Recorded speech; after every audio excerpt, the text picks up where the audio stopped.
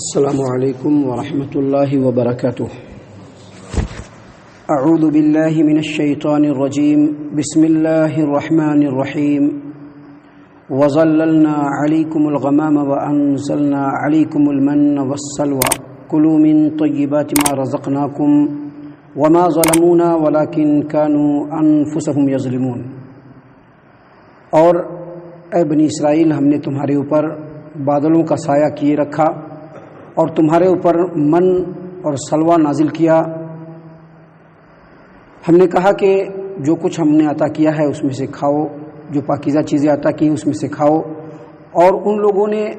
ہمارے اوپر ظلم نہیں کیا بلکہ انہوں نے اپنے آپ پر ظلم کیا۔ معزز سامعین کرام، سب سے پہلے اللہ تبارک و تعالیٰ کی اللہ تبارک و تعالیٰ کا بے حد اور بے انتہا شکر ہے۔ ہم اللہ تبارک و تعالیٰ کی اس کے اوپر تعریف بیان کرتے ہیں، اللہ کی حمد بیان کرتے ہیں، اللہ تبارک و تعالیٰ سے اپنے گناہوں کی بخشش طلب کرتے ہیں اس بات پر کہ اللہ تبارک و تعالیٰ نے ہم لوگوں کو فجر کی نماز ادا کرنے کی توفیق عطا فرمائی۔ یاد رکھیے، یہ فجر کی نماز جس کے لیے ہم کو بہت مشقت ہوتی ہے، اٹھنے میں بڑی پریشانی ہوتی ہے، اپنی نیند کو قربان کر کے مسجد کی طرف آنا پڑتا ہے۔ یہ جو فجر کی نماز ہم نے پڑھی ہے، یہ اللہ کا بہت بڑا احسان ہے ہمارے اوپر، کیونکہ جو آدمی فجر کی نماز پڑھ لیتا ہے وہ دن بھر اللہ تبارک و تعالیٰ کے ذمے میں ہوتا ہے، یعنی اللہ تبارک و تعالیٰ کی مکمل سیکورٹی۔ ابھی دنیا میں ہوتا ہے نا، کوئی گورنمنٹ سیکورٹی دیتا ہے تو کتنا فخر ہوتا ہے کہ ہم کو سرکار کی طرف سے سیکورٹی ملی ہے، ہم کو ہماری حفاظت کے لیے پولیس آئی ہوئی ہے، فورس آئی ہوئی ہے، لوگ کرتے ہیں اس کے اوپر فخر۔ لیکن جو آدمی ہر دن فجر کی نماز پڑھتا ہے، جماعت کے ساتھ پڑھتا ہے، پیارے رسول صلی اللہ علیہ وسلم نے فرمایا کہ وہ آدمی اللہ کی ذمے میں ہے، یعنی اللہ نے اس کی پوری ذمہ داری لے لی ہے، اللہ نے اس کو مکمل حفاظت دے دیا ہے، پوری سیکورٹی دے دی ہے۔ تو سب سے پہلے ہم شکریہ ادا کرتے ہیں اور ساتھ ہی ساتھ آپ لوگوں کو یہ نصیحت کرتے ہیں کہ آپ لوگ فجر کی نماز کو بالکل لازم پکڑیے۔ فجر کی نماز مومن اور مسلمان ہونے کی پہچان ہے۔ فجر کی نماز جو آدمی پڑھتا ہے یقینی طور پر وہ پکا سچا مومن ہے، لیکن جو آدمی فجر کی نماز نہیں پڑھتا ہے، خود ہمارے پیارے رسول صلی اللہ علیہ وسلم نے اس کے لیے فتویٰ دیا ہے کہ وہ آدمی منافق ہے، وہ پھر مسلمان نہیں ہو، وہ منافق ہے وہ۔ تو اس بات کے اوپر ہم اللہ تبارک و تعالیٰ کا شکریہ ادا کرتے ہیں، اللہ کی تعریف بیان کرتے ہیں کہ اللہ تبارک و تعالیٰ نے ہم لوگوں کو فجر کی نماز پڑھنے کی توفیق دی۔ محترم سامعین کرام، ابھی ہم نے آپ کے سامنے ترتیب کے ساتھ سورۃ البقرہ سورہ نمبر 2 آیت نمبر 57 50 پر 7 نمبر کی آیت کریمہ، 57 نمبر کی آیت کریمہ ہم نے آپ کے سامنے تلاوت کی اور اس آیت کریمہ کا ترجمہ بھی پیش کیا۔ اس آیت کریمہ میں اللہ تبارک و تعالیٰ نے بنی اسرائیل کے اوپر سب سے پہلے اللہ تبارک و تعالیٰ نے یہ بتلایا کہ تمہارے اوپر سے عذاب کو اللہ نے دور کیا، تم فرعونیوں کے چنگل میں تھے، اللہ نے تم کو آزاد کیا۔ اس کے علاوہ بھی تم نے بہت ساری نافرمانیاں کی، تم کو اللہ تبارک و تعالیٰ کے عذاب نے گھیرا، لیکن اللہ نے ان عذاب کو تم سے دور کر دیا۔ اب یہاں پر اس آیت کریمہ میں اللہ تبارک و تعالیٰ ان نعمتوں کا ذکر کر رہا ہے جو اللہ تبارک و تعالیٰ نے بنی اسرائیل یعنی یہودیوں پر کی۔ سب سے پہلی نعمت اللہ تبارک و تعالیٰ نے بیان فرمایا، وَظَلَّلْنَا عَلَيْكُمُ الْغَمَامَ۔ ایک بہت بڑے میدان میں یہ لوگ جمع ہو گئے تھے اور کئی سالوں تک وہاں رہنا تھا، اوپر کچھ بھی نہیں ہے، بالکل کھلا آسمان ہے، رات میں تو چل جائے گا لیکن جب بارش ہوگی تو دھوپ آئے گی تو اللہ تبارک و تعالیٰ نے فرماتے ہیں، اللہ تبارک و تعالیٰ نے فرمایا کہ ایسے حالت میں وَظَلَّلْنَا عَلَيْكُمُ الْغَمَامَ، ہم نے بادلوں کا سایہ تمہارے اوپر کیے رکھا۔ بادلوں کا سایہ، یہ جو غمام ہے یہ غمامتن کی جمع ہے۔ بادل کو غمامہ اس لیے کہا جاتا ہے کہ غمامہ کا مطلب ہوتا ہے ڈھانپنا، اور جو بادل ہوتا ہے وہ آسمان کو چھپائے رہتا ہے، ڈھانکے رہتا ہے، اس لیے اس کو غمامہ کہا جاتا ہے۔ اللہ تبارک و تعالیٰ نے فرمایا وَظَلَّلْنَا عَلَيْكُمُ الْغَمَامَ، اے بنی اسرائیل، اے یہودیوں، اللہ تبارک و تعالیٰ نے تمہارے اوپر ایک لمبے عرصے تک بادلوں کا سایہ کیے رکھا۔ اس سلسلے میں امام ابن ابی طلحہ نے عبداللہ ابن عباس رضی اللہ عنہما سے روایت کیا کہ اللہ تبارک و تعالیٰ نے وادی تیہ میں ان کے اوپر بادلوں کا سایہ کر دیا تھا۔ کیوں بادلوں کا سایہ کیا تھا؟ تاکہ وہ لوگ دھوپ سے بچ سکیں، گرمی سے بچ سکیں، اس لیے اللہ تبارک و تعالیٰ نے سایہ کر دیا۔ اور مفسرین کہتے ہیں کہ وہ سفید قسم کا جو ہے بادل تھا اور بالکل پاکیزہ اور بالکل ٹھنڈا بادل تھا، محترم سامعین کرام، آگے اللہ تبارک و تعالیٰ نے بیان فرمایا وَأَنزَلْنَا عَلَيْكُمُ الْمَنَّ وَالسَّلْوَىٰ وَأَنزَلْنَا عَلَيْكُمُ الْمَنَّ، اور اے یہودیوں جب تم وادی تیہ کے اندر تھے، میدان کے اندر تھے، کھانے کے لیے کچھ نہیں تھا، تو اللہ تبارک و تعالیٰ نے تمہارے اوپر من نازل کیا۔ من کے بارے میں عبداللہ ابن عباس رضی اللہ عنہما کی روایت ہے، اور اس روایت کو امام ابن ابی حاتم نے تفسیر ابن ابی حاتم کے اندر روایت کیا ہے کہ وہ کہتے ہیں کہ من آسمان سے نازل ہوتا تھا اور درختوں کے اوپر جا کر کے گرتا تھا، اور یہ لوگ آتے تھے بنی اسرائیل اور اس میں سے جتنی ضرورت ہوتی تھی من نکال لیتے تھے اور کھاتے تھے اپنا دن بھر۔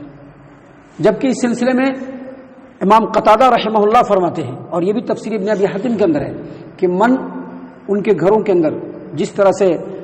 اولے پڑتے ہیں نا، برف باری ہوتی ہے، بالکل اسی طرح سے من بھی اترتا تھا۔ یہ دودھ سے زیادہ سفید اور شہد سے زیادہ میٹھا ہوتا تھا۔ یہ طلوع فجر سے لے کر کے طلوع آفتاب تک نازل ہوتا تھا۔ طلوع فجر یعنی جس وقت فجر کی اذان ہوتی ہے ابھی ہمارے ہاں، طلوع فجر کے وقت سے لے کر کے آفتاب کے طلوع ہونے تک یہ لگاتار برستی رہتی تھی، نازل ہوتی رہتی تھی من، اور یہ لوگ آتے تھے اور اپنی ضرورت کے مطابق اٹھا لیتے تھے۔ امام قتادہ فرماتے ہیں کہ جتنی ضرورت ہوتی تھی اتنا اٹھاتے تھے تو ٹھیک رہتا تھا، لیکن اگر ضرورت سے زیادہ لے لیا تو پھر وہ خراب ہو جاتا تھا۔ البتہ جمعہ کے دن، یعنی جو چھٹا دن ہوتا تھا جمعہ کے دن ان کو اجازت تھی کہ 2 دن کا تم لوگ جمع کر لو، کیونکہ ہفتے کے دن ان کی عید ہوا کرتی تھی۔ ہفتے کے دن عید ہوا کرتی تھی، اس دن عبادت کرنا تھا، سبھی کاموں سے چھٹی تھی، لہذا ان کو یہ حکم تھا کہ اگر آپ کو جمعہ کے دن لینا ہے تو اس قدر لے لیجئے کہ جمعہ کو بھی ہو جائے اور ہفتے کو بھی ہو جائے۔ سامعین کرام، من کے بارے میں یہ مشہور ہے، اور مفسرین نے اپنی اپنی کتابوں کے اندر بھی لکھا ہے کہ یہ جو من ہے ایسی چیز تھی کہ اگر اس کو کھایا جائے سنگل تو یہ کھانا ہوتا تھا اور میٹھا بھی ہوتا تھا، اگر اس کو پانی کے اندر مکس کر دیا جائے بہترین قسم کا شربت ہوا کرتا تھا، اور اگر اس کو کسی دوسرے کھانے میں ملا دیا جائے تو ایک الگ قسم کا کھانا بن جایا کرتا تھا۔ لیکن آیت کریمہ میں جو اللہ تبارک و تعالیٰ نے فرمایا من وَأَنزَلْنَا عَلَيْكُمُ الْمَنَّ، ہم نے اے بنی اسرائیل تمہارے اوپر من نازل کیا، مفسرین کہتے ہیں کہ من سے مراد صرف اتنا ہی نہیں ہے، بلکہ صحیح البخاری کے اندر ایک روایت ہے، صحیح البخاری کتاب الطب باب المن شفاء للعین، نبی اکرم صلی اللہ علیہ وسلم نے فرمایا کہ کمبھی الکمأۃ من المن، کمبھی یہ من میں سے ہے اور اس کا پانی آنکھوں کے لیے شفا ہے، لہذا جو کمبھی ہمارے یہاں ہے یہ بھی من کی ہی ایک قسم ہے،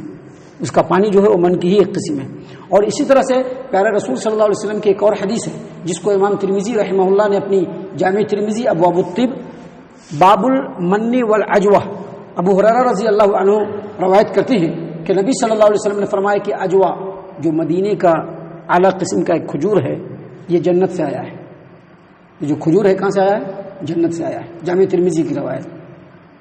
یہ عجوہ کھجور یہ جنت سے آیا ہے اور زہریلی تمام چیزوں سے اس میں شفا بھی ہے۔ اور اسی طرح سے نبی صلی اللہ علیہ وسلم نے فرمایا کہ کمبھی یہ من کی ایک قسم ہے اور یہ کمبھی کا جو پانی ہوتا ہے وہ آنکھوں کے لیے شفا ہے۔ تو یہ من کے بارے میں تفسیر ہے۔ اللہ تبارک و تعالیٰ نے فرمایا کہ وَأَنزَلْنَا عَلَيْكُمُ الْمَنَّ، اے بنی اسرائیل، اے یہودیوں، اللہ تبارک و تعالیٰ نے تمہارے اوپر مہربانی اور انعام کرتے ہوئے تمہارے اوپر من نازل کیا جو تمہارا کھانا تھا، خوراک تھی۔ وَالسَّلْوَىٰ، اور سلوہ اللہ تبارک و تعالیٰ نے نازل کیا، من بھی نازل کیا اور سلوہ بھی۔ سلوہ کے بارے میں عبداللہ ابن عباس رضی اللہ عنہما کی روایت ہے کہ سلوہ بٹیر کے حساب کا ایک پرندہ ہوتا تھا۔ بٹیر، ابھی جو بٹیر ہے نا جو ہمارے یہاں پایا جاتا ہے، بٹیر کی طرح کا پرندہ ہوتا تھا جو اللہ تبارک و تعالیٰ نے ان لوگوں کے کھانے کے لیے نازل کیا تھا۔ جبکہ سلوہ کے بارے میں امام قتادہ رحمہ اللہ کا بیان ہے کہ سلوہ یہ چنڈول چڑیا کی طرح سے ایک پرندہ تھا، ساؤتھ سے ہوا چلتی تھی، جب ہوا چلتی تھی تو یہ پرندہ بالکل ایک طرف آ کر کے جمع ہو جاتا تھا اور یہ لوگ اپنے ضرورت کے مطابق ان سے پرندہ لے لیتے تھے اور ذبح کر کے اپنا کھاتے تھے۔ لیکن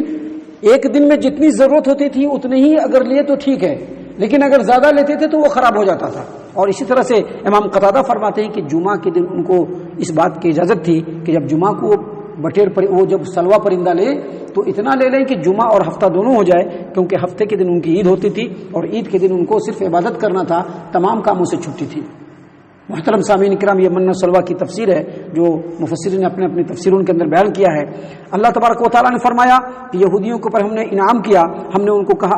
اللہ فرماتے ہیں کہ اے یہودیوں، مدینے کے یہودیوں سنو، تمہارے جو آباء و اجداد گزرے ہیں ان کو دھوپ سے بچنے کے لیے ہم نے ایک عرصے تک بادل کا سایہ کیے رکھا، اور تم لوگوں کے اوپر ہم نے من نازل کیا اور سلوہ نازل کیا، کلوا من طیبات ما رزقناکم، اور ہم نے کہا کہ جو پاکیزہ چیزیں دی گئی ہیں اس کو کھاؤ پیو، جو پاکیزہ چیزیں دی گئی ہیں اس کو کھاؤ پیو۔ وما ظلمونا، لیکن ان لوگوں نے ہمارے اوپر ظلم نہیں کیا بلکہ اپنے آپ پر ظلم کیا۔ کیا مطلب اس کا یہ ہے کہ اللہ تبارک و تعالیٰ نے جب نعمتوں سے نوازا تو اس کا مطلب یہ ہے کہ اس کا شکریہ ادا کیا جائے۔ نعمتوں سے نوازا ہے تو شکریہ ادا کیا جائے، جیسا کہ اللہ تبارک و تعالیٰ نے قوم سبا کو، جن کو اللہ تبارک و تعالیٰ نے بے شمار نعمتوں سے نوازا تھا، قوم سبا کو کہا کلوا من رزق ربکم واشکروا لہ، اللہ تبارک و تعالیٰ کا جو رزق تم کو مل رہا ہے اس کو کھاؤ اور اس کا شکریہ ادا کرو۔ لیکن ان لوگوں نے شکریہ ادا نہیں کیا بلکہ اللہ کے حکم کی مخالفت کی، حالانکہ ان لوگوں نے اللہ تبارک و تعالیٰ کے طرف سے جو نشانیاں نازل ہوئی تو ان نشانیوں کو دیکھا تھا ان لوگوں نے، اللہ تبارک و تعالیٰ نے جو کچھ اب ان کے نبی کو معجزہ دیا تھا ان کو دیکھا تھا، انہوں نے اللہ تبارک و تعالیٰ کی مہربانیوں کو دیکھا تھا، اس کے باوجود انہوں نے ناشکری کی، اللہ کے حکم کے مخالفت کی، کفر کیا اور اللہ تبارک و تعالیٰ کے حکم سے پھر گئے۔ تو اللہ تبارک و تعالیٰ نے یہاں پر یہ دھیان دلایا ہے کہ اللہ نے تم لوگوں کو نعمت دیا تھا، اس کے باوجود ان لوگوں نے ناشکری کی، لیکن آج اگر تم لوگوں کو نعمت مل رہی ہے تو ناشکری نہ کرو۔ سامعین کرام، اگر ہم بنی اسرائیل کو دیکھتے ہیں اور اپنے آپ کو دیکھتے ہیں جو ہماری قوم ہے، ہماری امت ہے، محمد عربی صلی اللہ علیہ وسلم کی امت، اگر اس کو آج کے ڈیٹ میں دیکھا جائے تو ان کو جو نعمت ملی تھی اس سے زیادہ نعمت ہمیں مل رہی ہے، ان سے زیادہ نعمت ہمیں مل رہی ہے۔ آج دیکھیے ہمارے پاس کیا نہیں ہے، کوئی ایسا وقت نہیں کہ ہم لوگ کھانے کے لیے محتاج ہوں۔ آج ہمارے گھر کھانے سے بھرے ہوئے ہیں، فریج میں ہر وقت اتنی چیزیں موجود رہتی ہے کہ جب چاہے نکال کر کے کھا لیں، لیکن اس کے مقابلے میں ہم کتنا شکریہ ادا کرتے ہیں۔ آج اگر دیکھا جائے فجر کی یہ تعداد،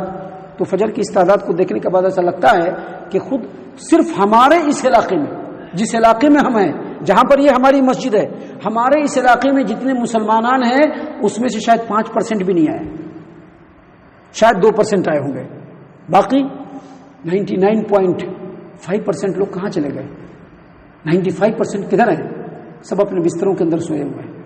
سب لوگ مسلمان ہیں، اپنے آپ کو مسلمان کہتے ہیں، اللہ تبارک و تعالیٰ کی نعمتوں کو استعمال کر رہے ہیں، لیکن اس کے باوجود اللہ تبارک و تعالیٰ کی ناشکری کرنے میں بنی اسرائیل سے کسی بھی طرح سے پیچھے نہیں ہے۔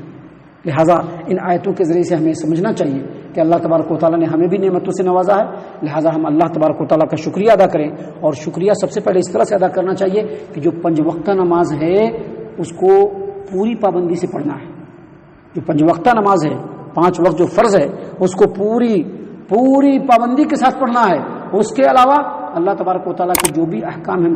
کو معلوم ہو، جس وقت معلوم ہو اسی وقت سے ان حکموں کی پیروی کرنا شروع کر دینا ہے۔